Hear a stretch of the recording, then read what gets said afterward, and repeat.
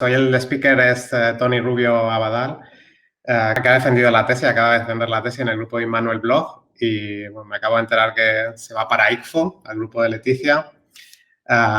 Pues Tony hizo la tesis de fin de grado con La Torre, de hecho, empezó teórico y luego se fue al ETH con Balraf, que yo no lo sabía, a hacer el máster y luego acabó haciendo la tesis ahí en el grupo de Immanuel en sistemas de átomos fríos. Y hoy ya nos va a hablar de dos trabajos súper interesantes de lo que es prethermalization y subradiant mirrors. Así que the stage is yours, Tony, whenever you want. Muchas gracias, Alejandro. Okay, so switching to English. Today I will be describing some results that can be described under this umbrella of driven ultracold atoms.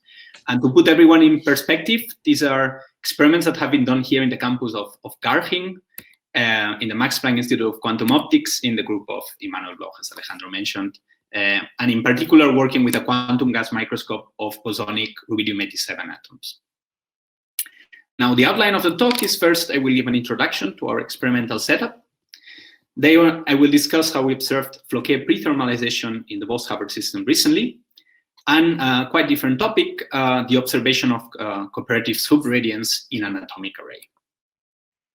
So, and of course, feel free to interrupt me at any moment just to ask questions. Of course, Spanish or English, it shouldn't matter. So let's begin with the setup. As I mentioned, so in our experiment, we routinely prepare a three-dimensional Bose-Einstein condensate, and we load it on a vertical optical lattices. This means that we populate a lot of layers, and then we remove all the layers except for one, such that we have a two-dimensional quantum system.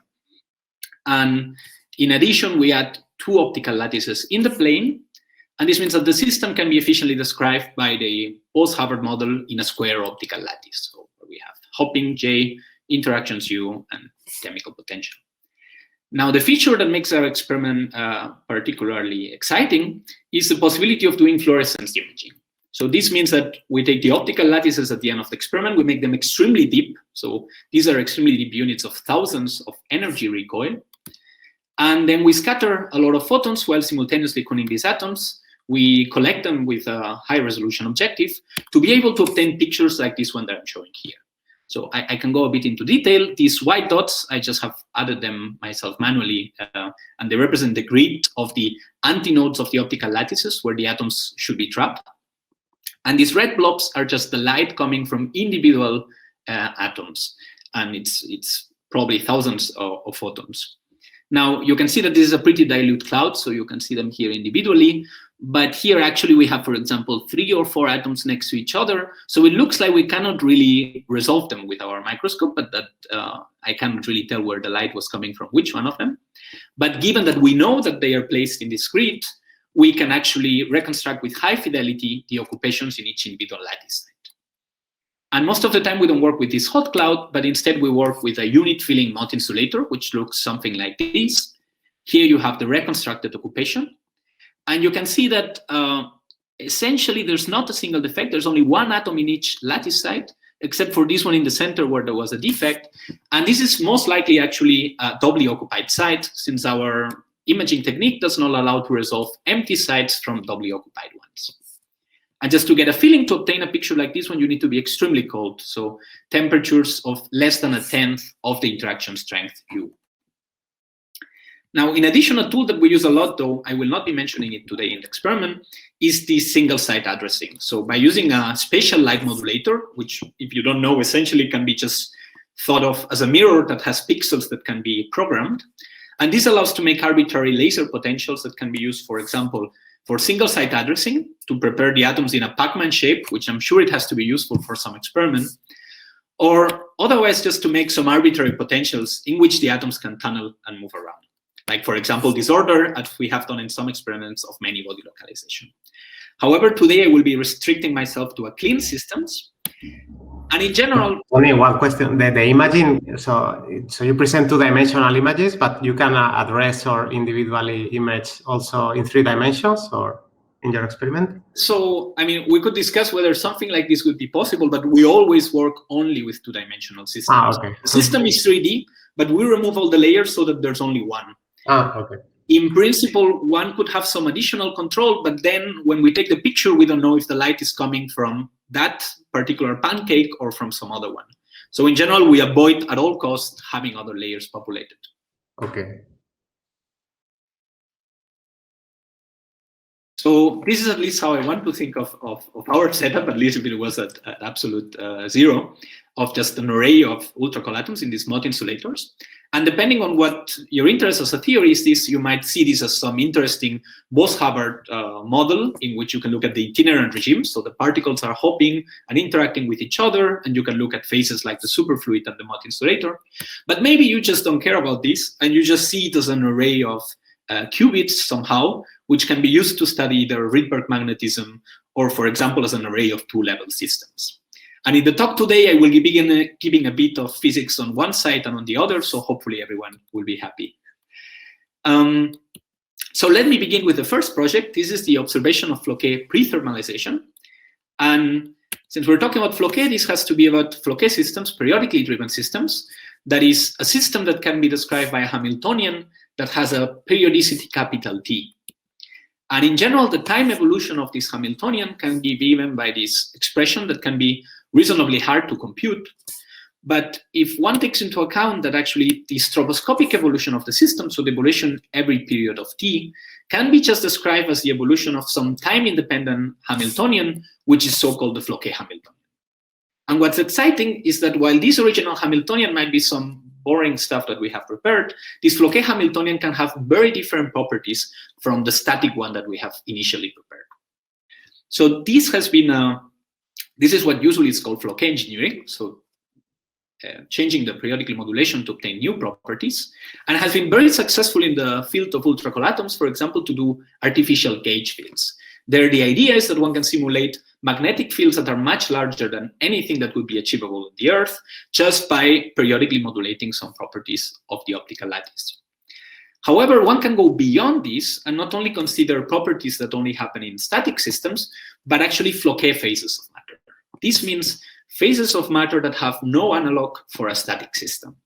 And a famous example is this so-called pi spin glass, or as has been made more famous, discrete time crystal that has been explored in many experiments and theory recently.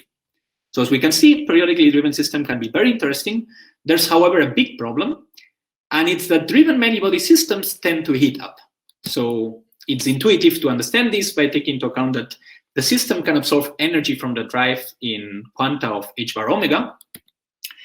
And I want to mention that this might seem like some problem that these experimentalists have, but this is a very generic phenomenon that happens in any many-body system. And in fact, it can be considered in the context of quantum thermalization. So for those of you familiar with quantum thermalization, usually the static case, one takes some eigenstate of some Hamiltonian, quickly quenches it to a new Hamiltonian, and the system ends up relaxing to a locally thermal state. But in the Floquet case, in the periodically driven, so if we take a static Hamiltonian and we change it suddenly to a periodically driven one, what we see is that the system heats up and heats up until it reaches an infinite temperature, which is called the heat death. And while in the static case, we say that the eigenstates of the system have thermal properties themselves, in the Floquet case, all eigenstates are featureless. They all look like infinite temperature states, and they are very boring. There's nothing to be extracted from them. So having made this point, it probably looks like there's no hope of doing any experiments with Floquet. However, there's two alternatives. The first one is using many-body localization. So by placing a very strong disorder in our interacting system, it's actually possible to not only suppress, but to completely avoid any heating in the system for arbitrarily long times. This has been highly studied theoretically, and also was done in some experiment in the group of Immanuel in some other experiment recently. However, this is a bit restricting since we still don't know so much about MBL, and it might be only realizable in some specific one-dimensional systems with long-range interactions. So we'll be happy of having something a bit more general. And another option is a partial exception to this rule of heating, which is a high-frequency drive. This means that, well, it has been shown analytically that in lattice systems with local interactions and a bound spectrum, there's a bound on how this heating timescale happens, and that scales exponentially with the driving frequency. And what this means is that as long as I drive the frequency of the system high enough, heating will happen, but probably at timescales that are so large that I essentially will be able to do experiments before this heating kicks in. And this is what's commonly referred as Bloch prethermalization, this exponential dependence. To provide a bit of intuition, though not going into a pure way of doing it, of why this is exponentially suppressed, just consider that if we have a system and the single particle bandwidth is described by this box E, and we now drive it with some frequency that's essentially resonant with this box, we'll be able to have a very efficient single particle process that will heat up the system. However, if we now consider a high energy photon that's much larger than the energy of a single particle, it will not be possible to resonantly make this effect unless several particles collaborate together and absorb the energy of this single photon. And this will be an n particle process where n scales with this expression with n here. And assuming we have local interactions, it should be easy to understand that having these n local moves will happen in a very inefficient way. So the larger the frequency is, the less efficiently this heating will happen. All right? That's a bit the intuition of Bloch prethermalization. And now as a summary, so the system will be described, some system that we quench, for short times compared to the heating time scale will be described by this pre-thermal regime, in which you can essentially just describe everything with an effective Hamiltonian, which is quasi-conserved. And in principle, there will be some saturation to a steady state set by only this one. And this relaxation should not depend on the driving frequency. But at longer times, you will have this thermalization, saturation to a state at infinite temperature, and which will exponentially depend on omega. And if we're looking at some local observable of our system, you would expect indeed this first dynamics that doesn't change regardless of the frequency, and the second one in which the system reaches this infinite temperature state, which strongly depends on the frequency of the drive. And the focus of my talk will be in the second part, in the thermalization part. Okay, is there maybe any questions so far? Otherwise, I'll continue. So now let's jump to the experiment. So again, we're working with the Bose-Hubbard model. We'll be working with around 200 atoms at unit filling, and we'll be looking at a diverse range of values of interactions and tunneling, such that it's not only the Mott insulator or the superfluid, but also in between. And we will be periodically modulating the depth of the optical lattice, which to first order can be just considered by taking this tunneling term of the Bose-Hubbard model and making it time periodic. So the idea is to start as cold as possible, as all our experiments in ultracold atoms, so close to 0 Kelvin, and only occupying the lowest band of our system. And as I said, if we take this cold system and we adiabatically ramp it to the atomic limit, we will obtain something that looks like this nice cold Mott insulator. However, when we introduce this periodic drive, there will be this thermalization. And this means that the system will heat up, but we'll try to keep everything happening only in the lowest band, since otherwise the Bose-Hubbard description breaks apart. And one can reach an infinite temperature of the state respect to these degrees of freedom, so without populating the higher bands. And this will in general look like something like this, much more messy with a lot of defects in the center. And these in situ properties that we can look at are exactly what we're going to use to get a feeling of how much energy has been absorbed by the system as we periodically drive it. And what we see, if we plot the density of holes, so the density of defects in the center, as a function of the time that we have driving the system, we start with a very small density of holes close to 0, which, as I mentioned, corresponds to a low energy density. And as we keep heating the system, we will reach a high energy density with a larger density of holes. And this is driving the system at around 20 times the tunneling strength. And what we observe is that when we increase the frequency by less than a factor of 2, there's a dramatic change in the time scale in which this heating happens. So it changes by more than 2 orders of magnitude. And that's the main idea of Bloch prethermalization. A small change in the driving frequency leads to a large change in the time scale of the heating.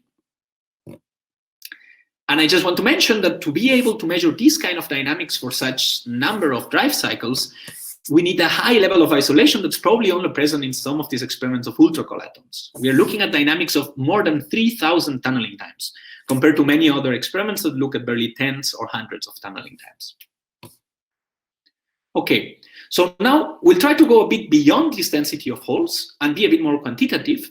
And we're going to do this by a thermometry technique that was developed previously in our experiment, in which just by fitting the... Let me ask one thing. Yes, please. Why it doesn't go to 0.5? Why it goes to the density of holes to 0.7? What is this? Well, this depends. So probably at the... a way to look at this is, for example, if you theoretically consider the Bose-Hubbard model, but you put some limit to the occupations that you can have in one lattice site. So for example, allow a maximum of 3 or 4 atoms in a lattice site.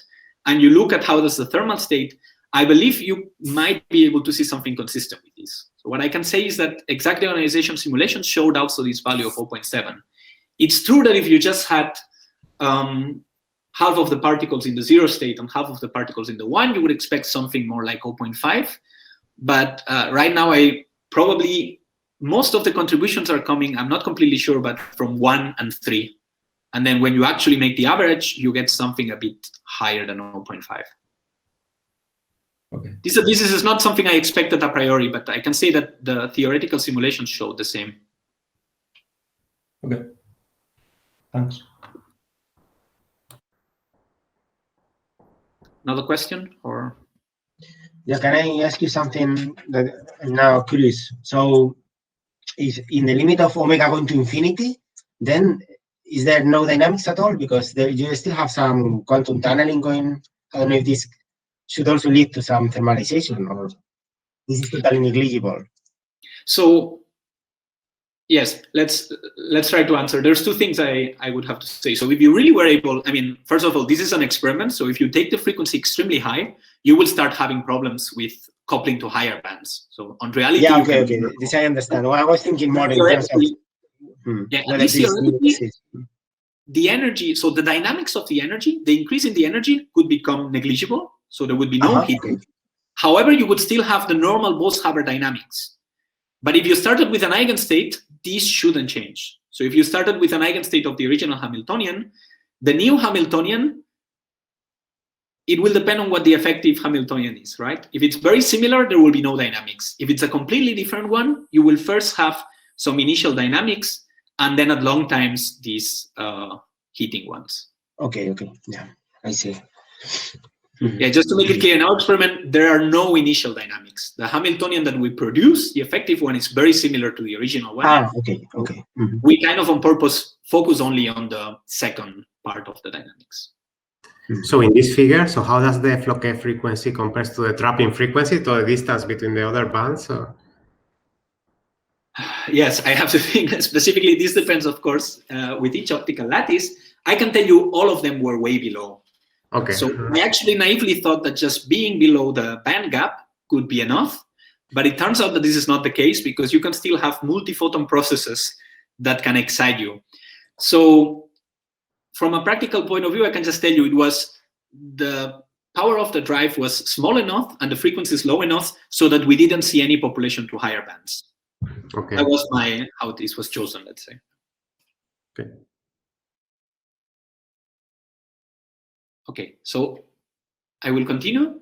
So now, as I was mentioning, we can use this thermometry technique, which is based on fitting the density profile as a function of the radius to obtain actually the absolute value of the temperature in our system, which is what I'm plotting here as a function of time for 4 different driving frequencies. And from this one, I can actually obtain this quantity phi of omega, which is the energy absorbed in the system per Floquet cycle. And that's what actually we'll be looking at. So I'm going to be plotting now the results for 2 dimensions of this heating rate. Everything will be in units of the tunneling strength. And note that I have placed the y scale in logarithmic scale as a function of the frequency in linear scale, just that any kind of exponential suppression should be easy to see just as a line. All right? And now let's take a look actually at the data. This is how it looks. So there's a lot of information to process, so let me go through it. First of all, as I mentioned, we're looking at different values of J over U, going from the Mott insulator to the superfluid. And let's first focus in the superfluid with weak interactions. What you can see is that indeed, it seems to be quite consistent with this simple picture of an exponential suppression. So it's consistent with Floquet prethermalization. However, as interactions become stronger and stronger, this seems to break down, and we still seem to have some kind of kink shapes and also some non-monotonicity.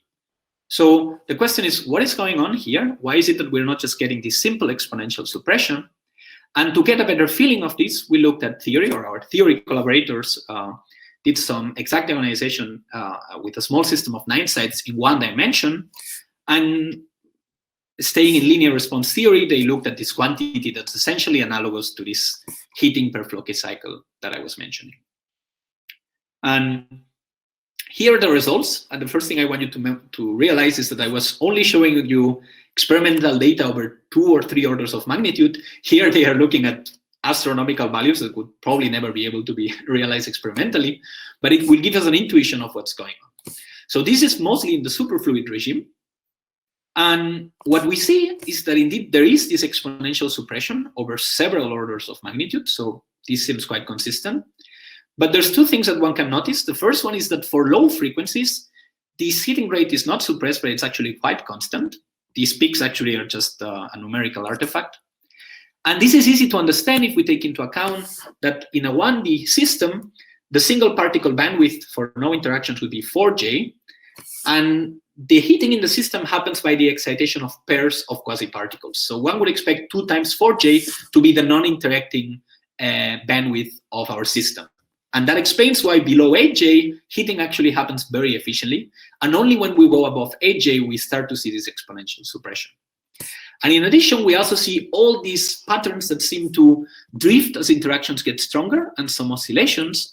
And these we have been able to identify as described by the simple Bogoliubov quasi-particle bandwidth. So taking into account on top of this 8J the effect of interactions, it's possible to predict the position of these king features that we observe. And to get a better feeling of this, we also realized experiments in 1D, where we just made one of the lattices very deep so that we essentially have just tubes. And you observe essentially these 2 features that I just mentioned, that below 8J, the heating essentially doesn't change, it's not suppressed. And that above that driving frequency, we start to see a suppression, but also with some king features, as we saw in the 2D case, which can be described roughly agreeing with this Bogoliubov theory. Okay? So in general, we have seen an understanding of how the superfluid gets heated and how this leads to Floquet prethermalization. The theories also look at the very deep multi-insulating regime. So again, here also very large scales. And note that I'm plotting now the heating rate in the units of the interaction strength U. And now for some of you, this might already be familiar. You just see peaks at each multiple of the interaction strength. So for example, if you start with a perfect Mott insulator, you can make excitations that consist of generating a doubly occupied site that will have a cost U, or excitations of 3 atoms in a single lattice site, which will have a cost of 3U, and so on and so on. So each one of these peaks correspond to one of those processes. However, this seems to contradict the idea of Floquet prethermalization, since it goes down, then up, then down in a non-monotonic way. But the important thing is that Floquet prethermalization just says that there should be a bound on these heating timescales. And if we look at the height of these peaks, they are actually still exponentially bound as expected. And yes, so this is essentially the main things that we learned from this Bose-Hubbard model. And in summary, we have been able to observe the phenomenon of Floquet prethermalization as an exponential in frequency suppression of the heating. This has allowed us to get insight into the many body rearrangements that are necessary for absorbing energy from the drive. And in the outlook, there are several ideas, like, for example, not periodic but quasi-periodic drives, or also introducing disorder, which is easy for us to look at Floquet MBL. But I wanted to mention that Floquet prethermalization now has also been extrapolated to other fields, and in particular, NMR, like in the group of Paola Capellaro, or trapped ions in the group of Chris Monroe, have also started seeing signatures of this phenomenon of Floquet prethermalization. And in the ion case, they are claiming that they've observed a pre-thermal discrete time crystal in the recent post-DB archive. So just to show that these actually could be useful for a lot of Floquet engineering experiments. So with this, I reached the end of this first part of my talk. So if there's any questions, I would suggest we can also leave them by the end, but it's also a good time to have another round.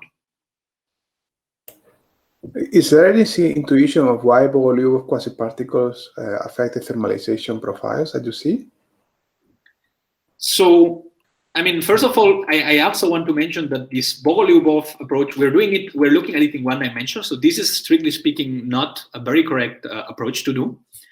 But it kind of at least gives an intuition. So in the superfluid or in a Bose-Einstein condensate, what will matter is not so much the non-interacting particles, but these quasi-particles of Bogoliubov due to the interactions. And that's how I see it. Any excitation in the system will happen as these pairs of quasi-particles instead of the original particles. So how that exactly leads to this specific kink is maybe a bit more complicated question, but at least it just gives the intuition that there's something else happening than just the non-interacting bandwidth. Okay, thank you. I have another question. So basically, you showed that you basically observe this thermalization when you apply the driving, but one of the advantages of this Floquet driving is this Floquet engineering to tune the Hamiltonians. So I see that if you increase the frequency to make the thermalization time longer, at the same time, if you want to keep the same Floquet Hamiltonian, you need to increase this ratio between the amplitude and the frequency. So there is like a bottleneck there, right? I definitely agree. I mean, this is something I haven't put emphasis, but on any real system, at the end, by increasing the amplitude, you might also enhance the heating of some other processes. But the whole point is, at least in an ideal system, the driving frequency, the heating due to the frequency scales exponentially, while I believe it only goes linearly or at least quadratic with the amplitude of the drive. So at least in an ideal system, this should work. You can always go to a higher frequency, and it does get better. Okay, thank you.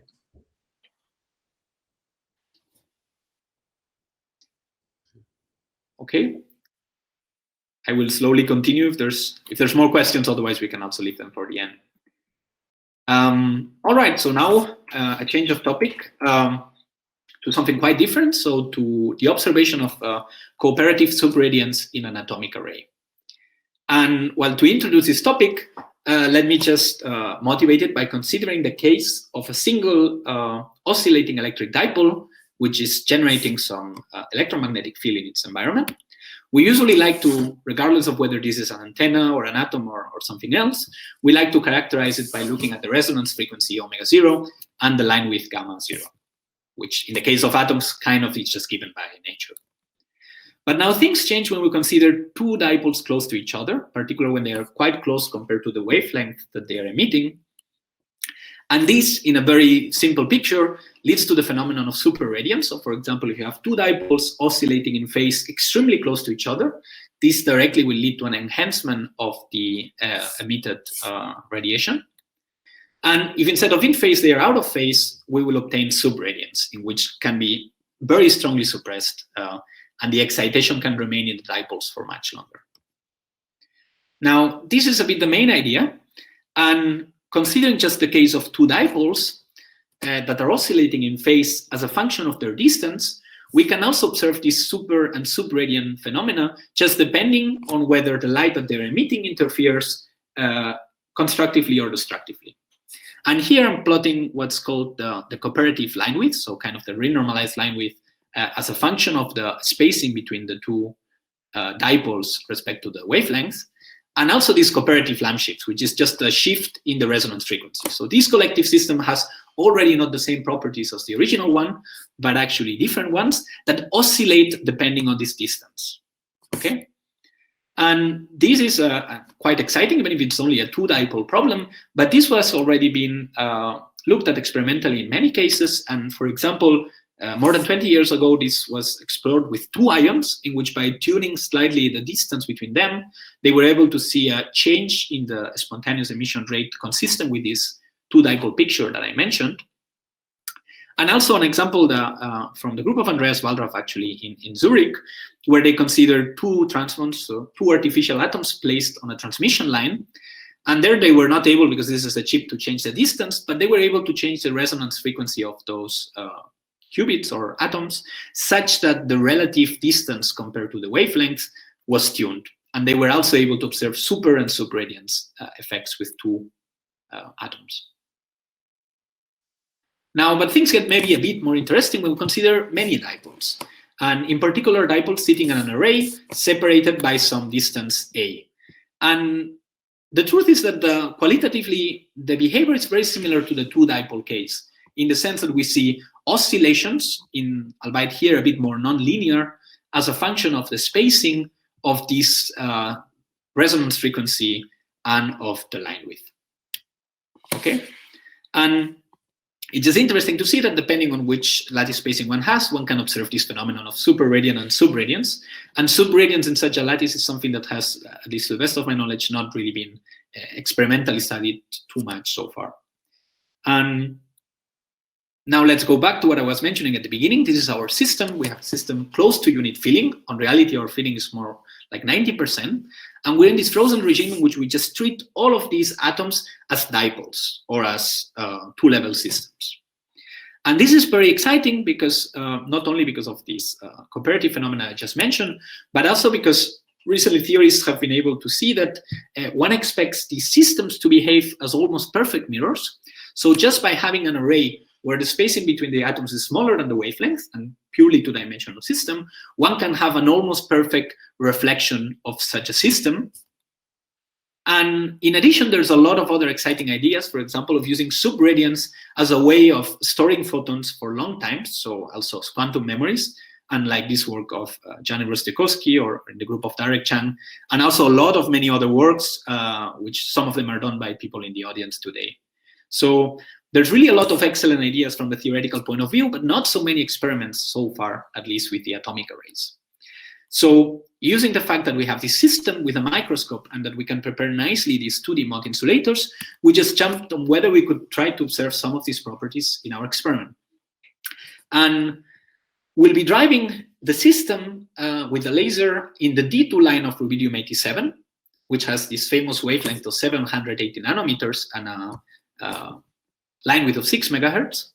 The lattice spacing is around half a micron, which is, you can see it's smaller than the wavelength, and in fact falls, looking back at this maybe slide that I showed before, it would fall exactly in this line that I'm showing here. So it would fall in a regime where you expect to see subradiance. This is not something we can tune. It's not like tweezers that we can move them around. This is just fixed by our experiment, but we're lucky to be in the quite subradiant regime. And we're rubbing it with sigma minus polarized light, and there's a finite magnetic field that ensures that the system can be treated as a 2-level system in a closed cycle. And it's also important to mention that we're driving this quite weakly to avoid having too many excitations. So we will essentially, almost everything that I will show, it's in the classical limit in which there's less than an excitation in the whole system. And our objective has this high NA that makes things easy to collect a lot of photons. There's 2 different probes we'll be looking at in our experiment. One is a transmission probe, which is just essentially, which in our field is commonly called absorption imaging. So you send a beam and you look at the shadow that the atoms make due to the dispersion of the photons. And the other one is by sending a reflection probe from below, we can actually also, we should be able to see, assuming the atomic array behaves as a mirror, we should be able to see reflected back to the camera. All right, so we should be able to probe both these properties. And before starting, let me just give you an intuition what one expects from numerics, given our system size and also the size of the Gaussian beam. Here, I'm plotting the scattered field by the array, which as you can see is quite isotropic up and down. But when one takes into account the interference with the beam that we're sending from above, this is actually how the total field looks like. And there's 2 features that you can see. One, that clearly there's a shadow, there's an absorption that the beam does not go through the cloud. And also that there's a significant reflection of the array, generating, in fact, an optical lattice made by the atoms themselves, which I think is quite a crazy idea. And in the experiment, we're able to, this is how the pictures actually look. So this one is in absorption, and this one in reflection, which is already very remarkable that we're indeed able to see the signal. If it just, the photons just scattered randomly, we would not expect to see too much of a signal. And in fact, it's a significant reflection, as I will see next. And I just want to, to make it clear that here we're losing a bit the resolution of our camera and of our objective, because we're mostly interested on just collecting as many photons as possible. And since we're working on a weak photon limit, it's useful to just bin several of our pixels, and even if it's at the cost of not seeing the individual atoms. So to start, and as a safety check, as a cross-check, let's say, we consider the case of a dilute 3D cloud, in which, at least for our system, we would not expect any kind of cooperative phenomena to happen. And we measure just the optical depth as a function of the probe detuning. And we obtained a value of the line width that's very close to 6.1 megahertz, which is the natural line width. So this seems consistent, as one would expect. But now when we look at the spectral response of the system for this almost perfect array, what we observe is a bit different. So again, I'm showing both the transmittance and the reflectance of the system. And we see that the fitted resonance is actually way narrower than this dashed line that represents the natural line width for this transition. So indeed, there is clearly some subradian effect. And the fitted line width is actually 4 megahertz. So this is like 40% reduction on the line width that one just gets naturally from individual atoms, which is quite remarkable. On the other hand, we can also take a look at the situation where we don't prepare this nice array, but we allow some tunnels to tunnel far away in the vertical direction. This means that the system, along each column of the system, there's still one individual atom, but now they all have different phases because they are not placed in the same antinode of the optical lattice. And there we see that we get back something that's very close to the natural line width, in fact, slightly larger. And also that the reflectance is significantly suppressed compared to the perfect array case. And I just want to mention that this might seem like it's most likely super radiance that we're seeing, but actually one can just consider that we're probably coupling to several of the modes of the system and leading to an inhomogeneous product. So what else can we do in our experiment? Well, instead of preparing this typical unit filling of 92%, we can just kick out some of the atoms on purpose to reduce how perfect our array is and see what is the effect of this. And here you can see for 3 different fillings, we see that indeed for the smaller filling, the transmittance gets significantly suppressed. This shouldn't be a surprise, since less atoms should lead to a less effect of scattering. But when we look at the fitted line width, we obtain the following. So here I'm plotting the fitted line width as a function of this filling fraction. And we see that indeed close to 1, we have this value that we observe of 4 megahertz. But as the filling fraction gets smaller, actually the natural line width is recovered. And to have a bit of connection with theory, these dashed lines that are plotted here are what one would theoretically expect for a perfect array of point scatterers. And however, if we take into account that in our optical lattice, the atoms have a certain Gaussian wave packet, a certain width, this kind of reduces the signal a bit, and it's more compatible with these shaded regions that are shown here. So there's reasonable agreement with what one theoretically expects. And we also can see, though it's a much weaker effect, this collective lamp shift. So the resonance of the system gets shifted as the filling fraction is changed, and also accordingly to what one theoretically expects.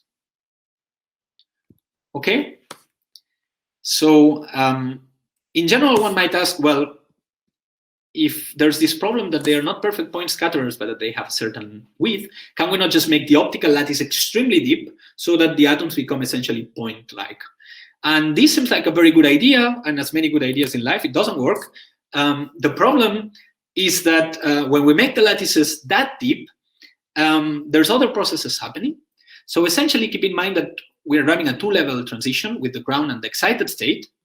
And the excited state is not trapped in the optical lattice, but actually anti-trapped. This means that it sees, instead of a valley, it sees like a hill.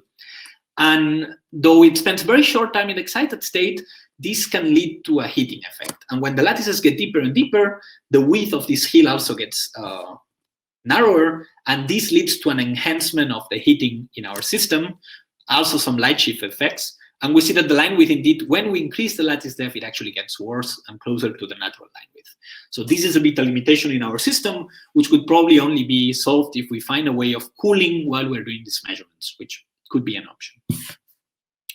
Now, let me mention something else, just kind of a lasting in this section of subradiance, which is kind of not adding too much to what I have already mentioned, but it's kind of a funny thing that we can do in our experiment, which are vertical Bloch oscillations. So remember, we're working in a single antinode of the vertical optical lattice.